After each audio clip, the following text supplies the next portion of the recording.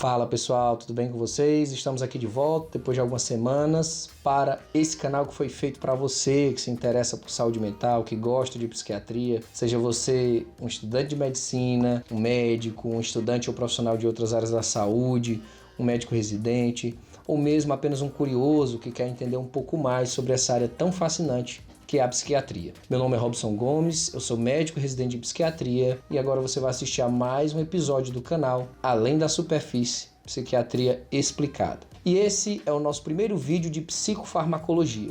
Vamos conversar sobre esse grupo tão heterogêneo e tão importante na psiquiatria, que é o grupo dos antipsicóticos. Os antipsicóticos praticamente inauguraram a psicofarmacologia moderna. O primeiro antipsicótico foi a clorpromazina, que foi descoberta como medicação antipsicótica no início da década de 50. Um cirurgião francês Henri Laborit, utilizava uma mistura de substâncias que na época era chamada de coquetel lítico para diminuir a ansiedade no pré e no pós-operatório dos seus pacientes. Henri percebia que seus pacientes ficavam bem menos ansiosos quando utilizavam essas substâncias. Uma delas, presentes no coquetel lítico, era a prometazina, uma medicação antihistamínica que causava sono, mas também tinha essa propriedade de controlar a ansiedade pré-operatória dos pacientes de Laborit. A prometazina, ela tem uma semelhança molecular muito próxima da clorpromazina. E Laborit passou a utilizar a clorpromazina como medicação nos seus pacientes e percebeu que esses pacientes tinham uma resposta muito significativa à ansiedade pré-operatória, o que ele denominou de sintomas neurolépticos. Por isso, então, que os antipsicóticos foram primeiro chamados neurolépticos, porque eles manifestavam a síndrome neuroléptica, que era a famosa indiferença emocional, apesar de um contexto ansioso. E esses pacientes, apesar dessa indiferença, não tinham uma redução significativa no nível de consciência. Laborit, então, entregou ali a clorpromazina para dois colegas psiquiatras, Jean Delay e Pierre Demiquet. Jean Delay e Demiquet estudaram as propriedades clínicas da clorpromazina nos pacientes que estavam internados em hospitais psiquiátricos e perceberam uma melhora significativa de comportamentos agressivos, de delírios, alucinações, fazendo com que muitos pacientes que estavam internados há vários anos em hospitais psiquiátricos conseguissem, inclusive, receber alta e voltar muitas vezes ao convívio da sociedade. Essa história se espalhou pela Europa, pelos Estados Unidos e rapidamente a clorpromazina passou a ser utilizada no tratamento de pacientes com esquizofrenia. Após a clorpromazina, inúmeros antipsicóticos passaram a ser desenvolvidos pela indústria farmacêutica e testados e passaram a ter resultados significativos no tratamento desse transtorno mental tão significativo que é a esquizofrenia, mas também passou a ter impacto em vários outros transtornos mentais, como a gente vai ver mais à frente. Então, como atuam os antipsicóticos? Os antipsicóticos, a maioria deles, atuam em receptores dopaminérgicos, principalmente os primeiros antipsicóticos. Os mais recentes atuam em outro conjunto de receptores, principalmente receptores dopaminérgicos e receptores serotoninérgicos, receptores de serotonina também. E isso levou a crer que a esquizofrenia, os transtornos psicóticos de forma geral, se deviam a uma hiperatividade dopaminérgica no sistema nervoso central, sobretudo no sistema límbico, que é ali a região mais responsável pelas emoções, pelo medo. Então, surgiu a hipótese dopaminérgica que passou a justificar boa parte dos efeitos terapêuticos dos antipsicóticos. E aí os primeiros antipsicóticos eram ali considerados bloqueadores dopaminérgicos. É interessante para que a gente entenda os efeitos dos antipsicóticos, que a gente consiga compreender quais são as vias dopaminérgicas principais do sistema nervoso central. Vamos falar de 4 vias. Existe a via mesolímbica, em que a dopamina exerce um papel na manifestação de emoções, de medo, e essa hiperatividade da dopamina nas vias mesolímbicas resulta nos sintomas psicóticos. Existe a via mesocortical, que ali são feixes neuronais que ligam o sistema límbico ao córtex pré-frontal. A dopamina exerce efeitos importantes sobre o humor, sobre a irradiação afetiva, sobre a interação social. Existe também a via ou trato nigroestriatal, que resulta na coordenação, na modulação dos movimentos. Então, a dopamina ela age modulando a liberação de acetilcolina no sistema extrapiramidal, coordenando ali os movimentos mais finos, a motricidade, seja ela central ou mais axial. E existe também o trato túbero-infundibular, que a dopamina, a nível de hipotálamo, inibe a liberação da prolactina pela hipófise. E aí é importante a gente entender isso para a gente compreender tanto os efeitos terapêuticos quanto os efeitos colaterais das medicações antipsicóticas. O primeiro grupo de medicações antipsicóticas desenvolvidos são chamados de antipsicóticos atípicos ou antipsicóticos de primeira geração. Vou citar aqui 3 mais conhecidos, que é a própria clorpromazina, que foi o primeiro antipsicótico desenvolvido, a levomepromazina, que é uma medicação muito semelhante à clorpromazina, e o haloperidol, nosso famoso Aldol. A diferença entre a levomepromazina e clorpromazina em relação ao haloperidol é a potência de ligação aos receptores D2 dopaminérgicos. Você precisa de níveis, concentrações plasmáticas muito maiores da droga, no caso da clorpromazina, da levomepromazina, para obter efeitos antipsicóticos. Ao passo que o haloperidol, doses menores, conseguem bloquear um percentual significativo dos receptores dopaminérgicos. A clorpromazina, então, ela além de efeitos sobre receptores dopaminérgicos, ela tem efeitos sobre os receptores histamínicos, e aí a gente lembra da semelhança da molécula de clorpromazina com a molécula de prometazina, e receptores muscarínicos, receptores anticolinérgicos, cujo bloqueio vai resultar em boca seca, constipação, possibilidade de retenção urinária, e são antipsicóticos que praticamente não são utilizados mais hoje em dia com finalidade terapêutica sobre os efeitos dos sintomas positivos da esquizofrenia, porque você precisaria de doses muito maiores para obter um efeito antipsicótico, mas ainda tem algum efeito, alguma eficácia na sua utilização como sedativo, pelo bloqueio desses outros receptores que a gente comentou, especialmente os receptores histamínicos. Por outro lado, o haloperidol tem menos efeitos colaterais do ponto de vista de sedação, de efeitos anticolinérgicos, mas como ele é um bloqueador potente nos receptores D2, ele costuma estar associado, a medicação muito associada a sintomas motores, especialmente sintomas extrapiramidais. E os sintomas motores são considerados os principais efeitos colaterais em termos de gravidade e em termos de piora na qualidade de vida dos pacientes dos antipsicóticos de primeira geração, encabeçado aí pelo haloperidol. Qual é o mecanismo de ação para que surjam esses efeitos colaterais? O bloqueio dos receptores dopaminérgicos na via nigroestriatal. Se você bloqueia os receptores de dopamina nessa via, você aumenta a liberação de acetilcolina e, portanto, você libera a atividade muscular. E aí o paciente pode ter movimentos involuntários, pode ter uma contração muscular mais intensa, resultando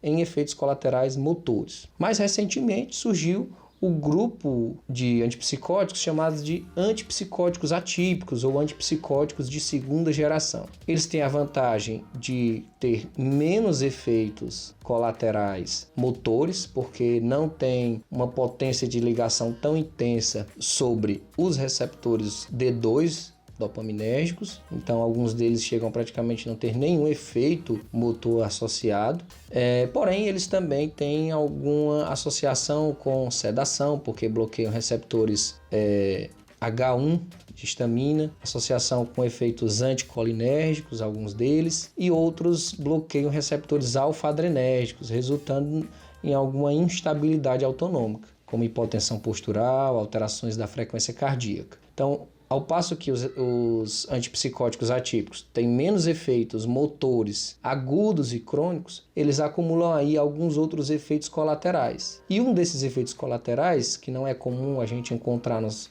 antipsicóticos típicos, é os efeitos metabólicos, alterações da glicemia, do colesterol, do perfil lipídico de forma geral, alguns deles chegando a aumentar o risco cardiovascular. Outra característica dos antipsicóticos atípicos é sua ação em receptores serotoninérgicos, especialmente nos receptores de serotonina tipo 5-HT2 e mais especificamente um deles chamado 5-HT2A. O bloqueio dos receptores de serotonina faz com que ocorra maior liberação de dopamina em regiões mais superiores, em regiões do trato mesocortical. Isso faz com que exista uma potencialidade de efeito sobre os sintomas negativos da esquizofrenia. São aqueles sintomas que estão mais associados a embotamento afetivo, retração social, pobreza na linguagem. Então, os antipsicóticos atípicos têm essa propriedade de melhorar potencialmente os sintomas negativos da esquizofrenia. E também melhoram, praticamente semelhante ao haloperidol, os sintomas positivos, são as alucinações, os delírios, a desorganização psicomotora. Então, é um grupo heterogêneo que tem essas características, mas que alguns deles têm mecanismos de ação diferentes. A maioria vai ter esse mecanismo de ação de algum bloqueio parcial sobre os receptores D2, atuando aí nos sintomas positivos da esquizofrenia, mas um bloqueio significativo principalmente nos receptores 5-HT2A. Por quê? Porque a serotonina, como a gente já falou, tem efeito modulador sobre a liberação de dopamina. Então, se eu bloqueio esses receptores, eu vou aumentar os níveis de dopamina, principalmente a nível cortical, a nível do córtex pré-frontal. Então, são antipsicóticos com mecanismos de ação um pouco mais complexos. Vou citar alguns bastante conhecidos. O primeiro deles foi a risperidona. Ela tem uma ligação, uma potência de ligação aos receptores D2 um pouco maior do que os outros antipsicóticos atípicos, mas também bloqueia com uma certa potência os receptores 5-HT2A. A sua dose varia ali entre 2 e 8 miligramas, que a gente usa na prática clínica, e a partir de 4, 5 miligramas, a risperidona, a gente brinca que costuma a parecer mais com o haloperidol. O paciente pode ter efeitos motores associados. Outro importante efeito colateral da risperidona, que a gente também pode encontrar nos outros antipsicóticos típicos, é a presença de galactorreia, a presença de hiperprolactinemia. Por quê? Porque a dopamina, lá no trato tuberoinfundibular, na hipófise, no eixo hipotálamo-hipófise, ela inibe a liberação da prolactina. Então, se você bloqueia a dopamina, principalmente com os antipsicóticos típicos, mas também com a risperidona, você aumenta os níveis séricos de prolactina e isso pode resultar em aumento da sensibilidade mamária, pode resultar em ginecomastia nos homens, pode resultar em amenorreia e uma série de outros efeitos colaterais resultantes do aumento da prolactina. Outros antipsicóticos atípicos bastante conhecidos, por exemplo, a olanzapina. A olanzapina também é um bloqueador parcial e com uma certa potência sobre os receptores D2 dopaminérgico e um bloqueio importante nos receptores de serotonina. Tem um efeito antipsicótico muito importante, principalmente sobre os sintomas positivos, mas alguns autores acreditam que a olanzapina pode ter também efeitos sobre sintomas negativos, principalmente pela sua semelhança com a molécula da clozapina, que a gente vai conversar já sobre ela, mas digamos assim, algo que fala contra o uso da olanzapina algumas vezes, embora a gente ainda use bastante, é o seu perfil de efeitos colaterais metabólicos, dislipidemias, hipertrigliceridemia, alterações do diabetes e principalmente ganho de peso. Os pacientes que utilizam olanzapina têm, com uma certa frequência, reclamado do ganho de peso, do aumento do peso corporal. Outro efeito colateral mais raro, mas que eu já tive até a oportunidade de presenciar, é a presença de edema de membros inferiores e às vezes até edema de membros superiores também. O mecanismo ainda não é muito bem conhecido. Outros antipsicóticos na prática clínica, por exemplo, temos a paliperidona, que é um derivado da risperidona, que na verdade é o metabólito ativo da risperidona. A paliperidona, como ela não tem a primeira passagem hepática, que ela já é o metabólito ativo, ela precisa ser confeccionada em liberação lenta, em compostos de liberação prolongada. Além disso, a gente tem outros antipsicóticos que têm efeitos sobre vários outros receptores dopaminérgicos, D1, D2, D4. Um deles é a quetiapina, que também tem um bloqueio razoável sobre os receptores histamínicos e alfa-adrenérgicos. Então, pode estar associado, principalmente no início do tratamento, a sonolência, constipação, boca seca, mas o paciente tende a se adaptar a esses sintomas,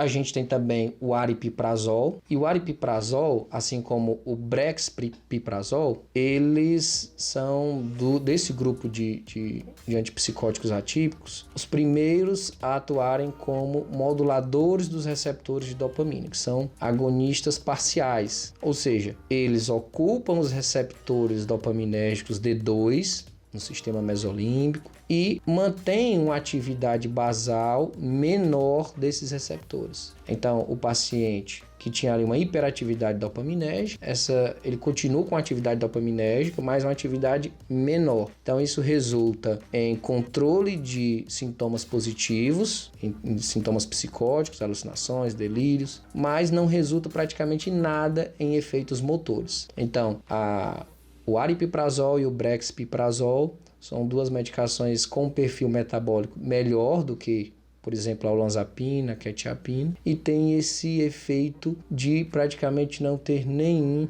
efeito colateral motor. Por último, eu queria conversar sobre a clozapina. Entre esses antipsicóticos atípicos, é considerado o antipsicótico que tem o melhor efeito sobre os sintomas positivos da esquizofrenia. Ou seja, todos os outros antipsicóticos têm uma certa potência antipsicótica, e aí eles vão variar principalmente na tolerabilidade, no padrão de efeitos colaterais, mas a clozapina, do ponto de vista de controle de sintomas psicóticos, é superior a todos os outros. Então, é utilizada para o tratamento de esquizofrenia refratária ao tratamento. Então, se você utilizou, por exemplo, a haloperidol, olanzapina, e o paciente não teve uma resposta adequada, você pode utilizar a clozapina. Porque os estudos mostram que pacientes refratários ao tratamento, até 60% destes pacientes refratários respondem à clozapina. Então, por que a clozapina não é utilizada logo para todos os pacientes psicóticos? Primeiro, não é uma medicação tão acessível em termos de custo, mas principalmente é uma medicação que tem alguns efeitos colaterais importantes. Tem um bloqueio sobre os receptores histamínicos, então resulta em uma sonolência importante, principalmente no início do tratamento. Tem um bloqueio sobre os receptores alfa-adrenérgicos, podendo causar hipotensão postural, alterações da frequência cardíaca.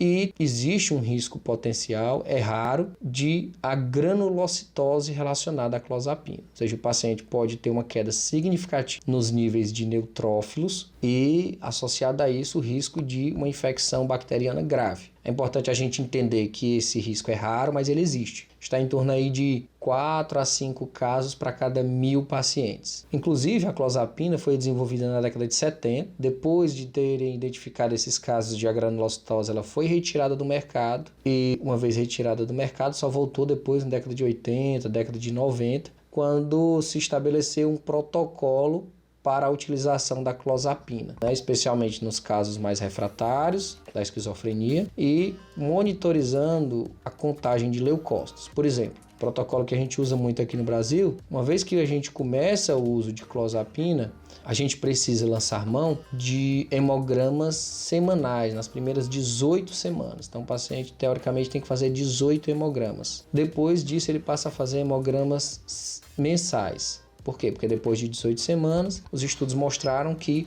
o risco de agranulocitose cai consideravelmente. Além disso, a clozapina é uma medicação que, a partir de determinada dosagem, pode diminuir o limiar convulsivo. Então, empiricamente, muitos psiquiatras associam o ácido valproico quando chega ali na dose de 400, 500 miligramas por dia de clozapina. E lembrando que a titulação da clozapina ela é muito mais lenta do que a dos outros antipsicóticos. Você começa ali com 25 miligramas, você aumenta a cada 2 dias 25 miligramas, a cada 3 dias, chegando depois de algumas semanas à dose terapêutica ali que a gente considera que é 200, 300 miligramas de clozapina por dia, mas podendo chegar até 900 miligramas por dia. Muitos pacientes não tolerariam esta dose. Falando então desses principais antipsicóticos, vale a pena a gente comentar quais são os efeitos motores, então, que são os efeitos mais temidos. Então, os efeitos motores, que são associados principalmente aos antipsicóticos típicos, são desde uma acatisia, que são efeitos motores agudos, associados àquela inquietação motora, uma angústia extrema. Não sei se algum de vocês já teve a oportunidade ou desprazer, na verdade, de experimentar. Pode estar associado também à utilização ali de antieméticos, como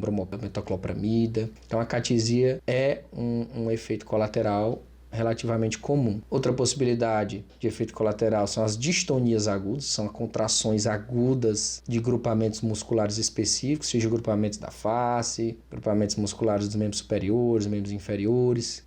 E as distonias, importante falar que elas respondem aos anticolinérgicos, tem uma resposta significativa aos anticolinérgicos. Por exemplo, biperideno, tá? Então é muito comum, principalmente em situações de emergências psiquiátricas, que o paciente utiliza ali um haloperidol injetável, desenvolva uma distonia aguda e responda rapidamente a um biperideno injetável, certo? Outros efeitos motores é a própria distonia tardia. Depois de meses a anos do uso de antipsicóticos, o paciente pode começar a desenvolver esses sintomas, acatisia ou distonia tardia. Mas um dos efeitos mais temidos pela sua gravidade, pela sua mortalidade associada, essa mortalidade pode chegar até 10%, chamada síndrome neuroléptica maligna, em que existe uma ativação muscular generalizada. Essa ativação pode resultar em febre, rabdomiólise, rebaixamento do nível de consciência. Então o paciente pode ter desde insuficiência renal, distúrbios hidroeletrolíticos, alterações dos níveis de consciência. E o tratamento é o tratamento de suporte, hidratação venosa, suporte em terapia intensiva, monitorização dos níveis de creatinina, de ureia, de CPK, que é uma enzima muscular, e obviamente suspensão de imediato da medicação antipsicótica. Quais são os antipsicóticos que estão menos associados ou praticamente zero o risco de sintomas motores graves, né? Principalmente a clozapina, o aripiprazol, o bexpiprazol e a própria quetiapina. Outro efeito colateral muito indesejado é a discinesia tardia, que é a presença de movimentos involuntários, principalmente na região da face, mas pode estar presente também nos membros, principalmente nessa região orolingual e mandibular.